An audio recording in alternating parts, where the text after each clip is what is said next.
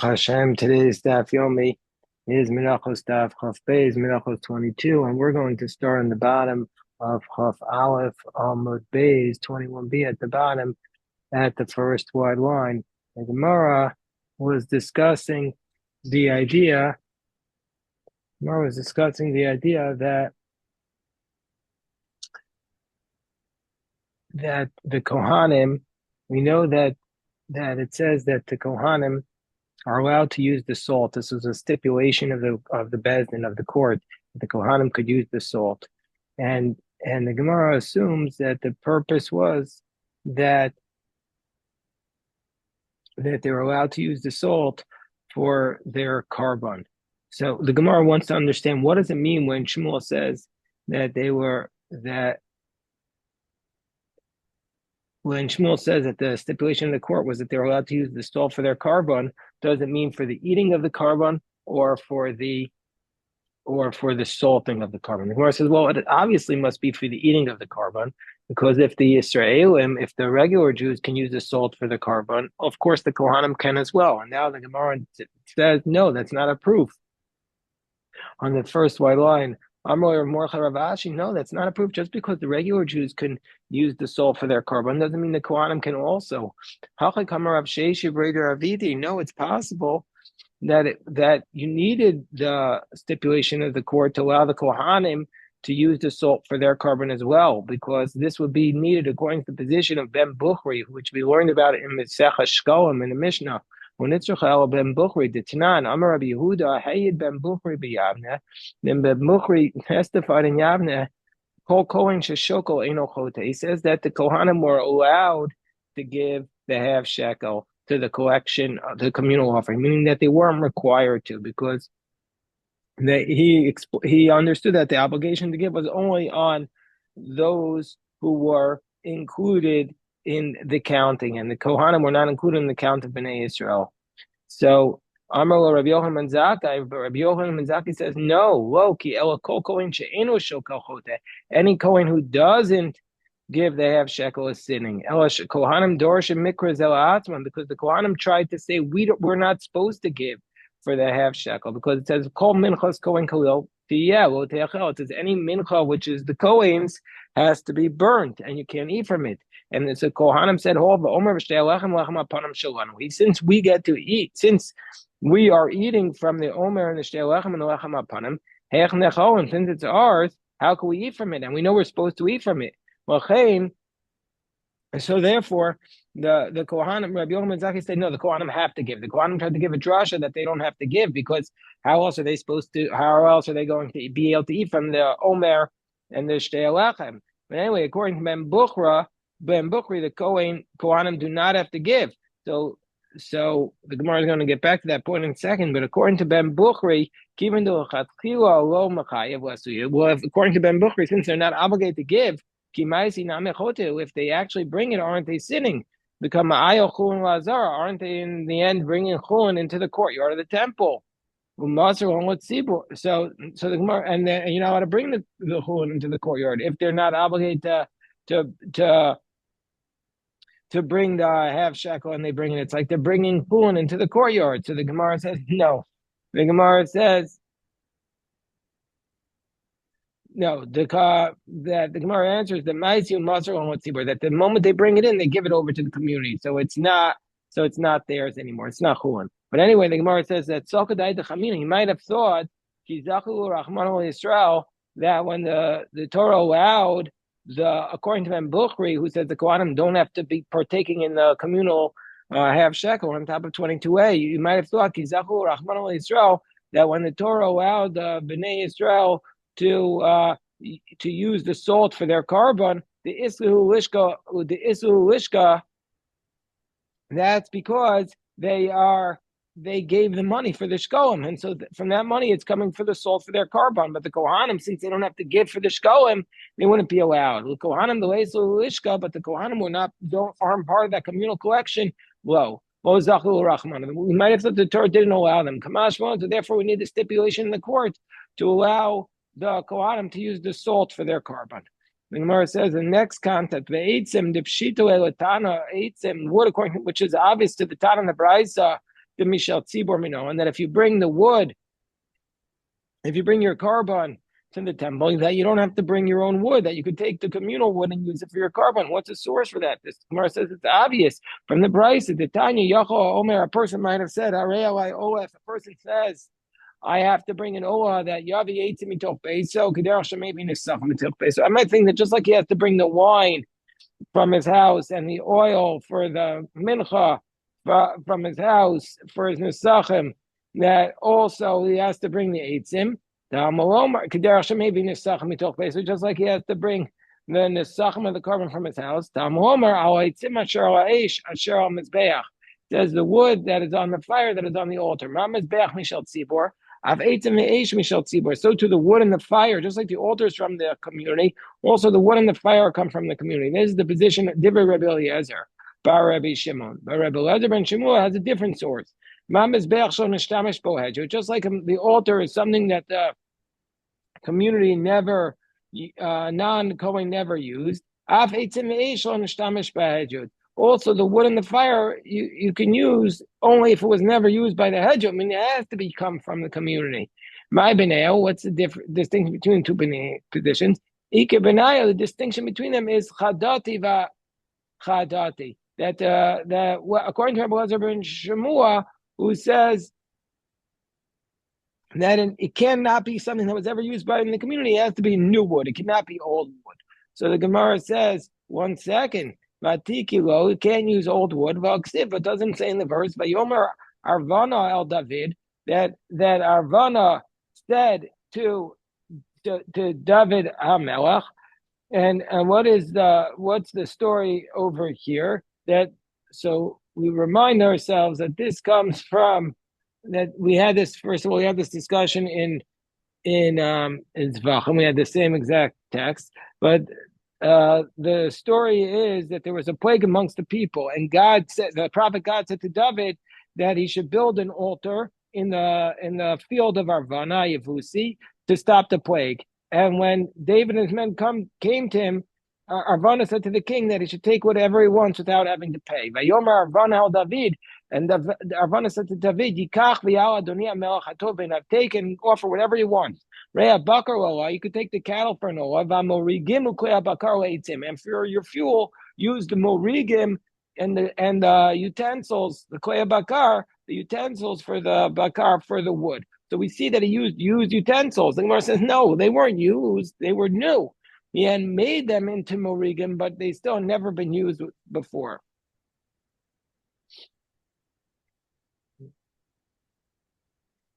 So the Gemara says, and hachinami bechadati. In this case, they were actually new; they had never been used before.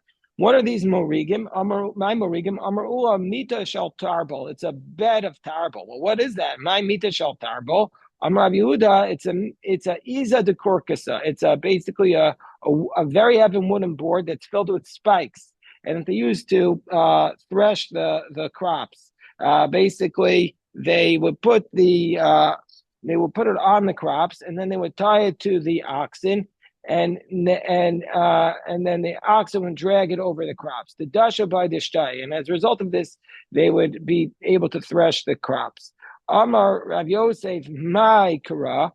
Where's the source for the idea that morigim is something that was used for threshing? The Gemara says, "Hine samtich l'morag charutz chadash bal pipios tadusharim," and it says, "I will place a morag charutz chadash, which has a lot of sharp edges that you shall be using for the purpose of dusha, of tadusharim, of threshing." Okay, so that is the first part of our daf. Now we go on to the next part of our daf, which takes us back also to Zvachim, and this deals with taruvos, with mixture. So we say, let's say you have this arev. So we know that when a regular Israelite would bring a kometz, would bring a mincha, the scoop, the kometz will be brought on the altar. And the menachos that the menachos that the kohanim would bring, and also the minchas chavitin of the kohen gadol, and the menachos of the nesachim, those did not have any kmitza; they were all entirely burnt. So nisarev kumtza b'kometz chaverto. Let's say one person's kometz got mixed up with another person's kometz, or got mixed up b'minchas kohanim, or the person's komets got mixed up with the mincha of the kohanim, or b'minchas kohanim Mashiach, or b'minchas nisachim. So the different the mincha of the kohanim, the kohanim Mashiach, and the nisachim, they're all entirely burned. The komets is also burned. So if they all got mixed up, kshera. The Chachamim say it's kosher. You could still bring them up on the altar. You could still bring them up on the altar because everything is going to be burned. Whereas Rabbi Yehuda Omar b'minchas kohen Mashiach or b'minchas nisachim psuah. If the komets got mixed up with the kohen Mashiach or of the nisachim, it's going to be disqualified. Shezublios ava v'zublios raka, because the komets, the regular komets, is one lug of oil for one isaron of flour. So it's a very thick mixture, whereas the kohen gadol and then the kohen gadol's one would have much thinner. It would have 3 lugin for each isaron, and so therefore it would be much thinner. Vein boazumazu, and as a result of that, when they be mixed together, the komets would absorb part of the oil from the mincha from which it was mixed in with, and this oil would thereby nullify the komets, and so therefore the oil will be overpowering the komets, and it would nullify and be disqualified. Also, the minchas nesachim or the chavitim would be disqualified because their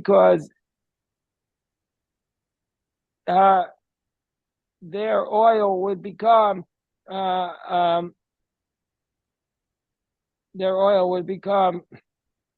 basically with the same idea. It would be nullified. So the komets would be nullified.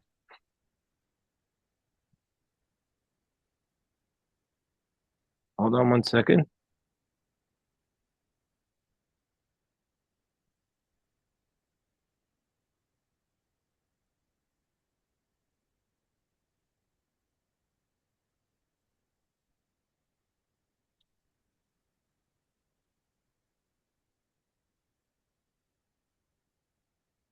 Okay, so now we're up to the Gemara, and the Gemara begins by citing the Mishnah in Zvachim. Tanan Hasam, we learned parallel Mishnah in Zvachim.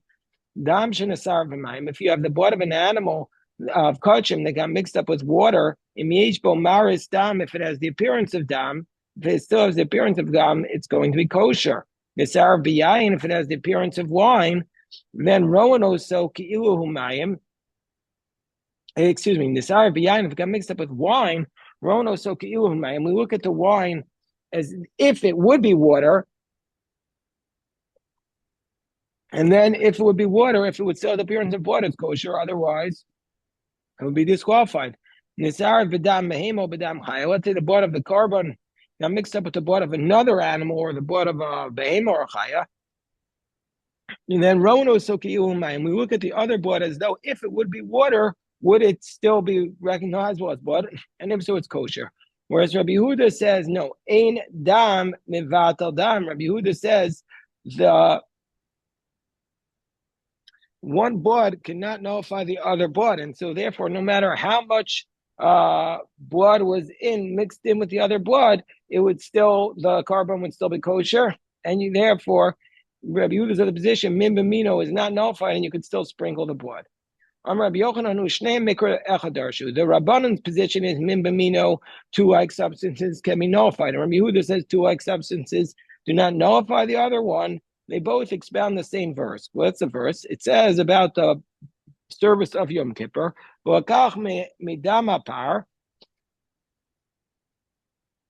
It says he took from the blood of the bull and the blood of midam asayir. The Kohen Gadol took from the blood of the bull and the blood of the goat, and then he mixed them together. Now we say, Adavar Yadua, the matter is known to Damashal Par, Meruba Damashal Sayir. There's much more blood of the bull than of the goat.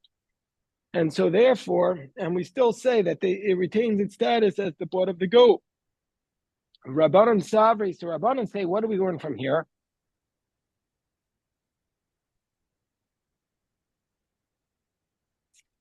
So the Rabbanan say, what do we learn from here? Mikan la'olin. The Rabbanan said we learn from here the idea that whatever goes on the altar, they don't nullify each other. And even if one is greater than the other, the minority is not nullified. And the reason why is because that the blood of the bull is not going to nullify the blood of the goat because both of them are olin, and by something that goes up on the altar, then we don't say the law of bittul. But when one of them is not something that's supposed to go up, right? So like the regular blood of chulin, then the other one will nullify the other one, even though they're the same substance. And so therefore, if the kometz became mixed up with the mincha, the chamim say that it's kosher because they're both olin. But if it got mixed up with chulin, then we have to see if it would still retain its status. We look at it as though if it will be water, if it's still visible. And so therefore, the power and the sire, they don't nullify each other because they're both Owen. Whereas Rabbi Yehuda's of the position, Rabbi Yehuda's of the position, Mikan lamimba mino she'eno batal. No, the reason why it's not nullified is because they're both blood. The bull and the goat are both blood. So the Rabbanan sovereign, Mikan Owen she'en mevatal. So let's analyze these positions. The Rabbanan said, we learned from here that Owen are not going to nullify each other. The Dilma, Mishum, how do the Rabbanim know this? Maybe the reason why they don't nullify each other is Mishum Demim Baminohu. Maybe it's because they're both the same substance. The Gemara says, no. Iashmina Mim Bamino, Velo Ashmina Owen Kidaka Amris. So if the Pasuk had been talking about a case of Mim Bamino, and it didn't teach us this case, in a case of Owen, it could be like you said, but Hashid Amrin and Owen, but now that the Pasuk said Owen, we see that the gave an example of Owen, Mishum to Owen. Then we see it's because it's the case of Owen. More says Vidilma, no, but maybe you mean both. Maybe Adiika Mim Bamino Ve'owen, meaning to say, maybe if there's a mixture of the blood of the bull and the blood of the goat, you need both of these concepts, Owen Mim Bamino. And so therefore, if there's another mixture that has both of these things, Owen and Mimbamino, then it's not nullified. But if it has one of them, you can't learn that. So the Gemara says, indeed, that's a kasha. And now we look at it from the other perspective. Rabbi Yehuda's position was when the blood of the bull and the blood of the goat, we see that two like substances don't nullify each other. But maybe it's Mishum to Owen. Maybe they only don't nullify each other because they're both Owen. The Gemara says, no, Iyashmin and Owen, we would say, if it would be the case of Owen, we would say Mimbish Eno Mino. It would be a case of Mimbish Eno Mino Kidika Amris. It would be a case of if it had said if Iyashmi Inan, if the pasuk had told us this case of Owen, which is Mimbish Eno Mino, which was two different substances, would be like you said, but Hashadash Mino Mimbamino. We see it's because of Mishum Mimbamino. The Gemara says, Vidilma Adika Mimbamino Vela. Maybe you need both. The Gemara says Kasha. So it's a difficulty on both of their approaches. Tanan Rabbi Yehuda Omer, the Minchas Kohen Mashiach, the Minchas Nesachim Psua, that if the Mincha of the Kometz was mixed up with the Mincha Kohen Mashiach and Minchas Nesachim, it would be disqualified. Shezublilas Avav, Zublilas Raka, because one is thick and one is thin. And they absorb from each other. Gemara says, so what? According to so what? This is the according to Rabbi Yochanan, it says the position of Rabbi Yehuda is because Mim B'mino is not nullified. So what? If they absorb from each other, it's Mim B'mino. It's not, and it's not going to be nullified. So who cares? So the Gemara says, Amar, we're on top of 23a. Amar Rabbi Yehuda, no, in this case, because of Rabbi Yehuda, that it would be nullified. Why? Call shul min b'mino v'davar achar, wherever you have two like substances. One of the two like substances here, that you have the two oils, and you have davar acher, and you have the flour. So salikas mino kamisha. Then you look at the similar one as though it's not there.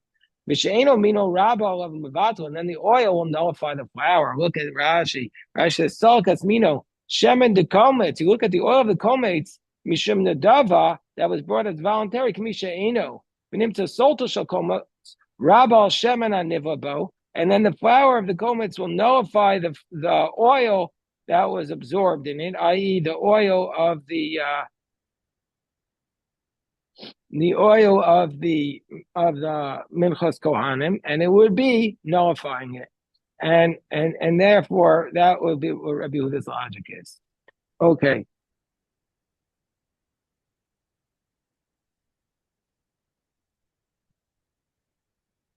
Okay, we're going to stop here. Baruch Hashem, this is today's daf. Shkoyach.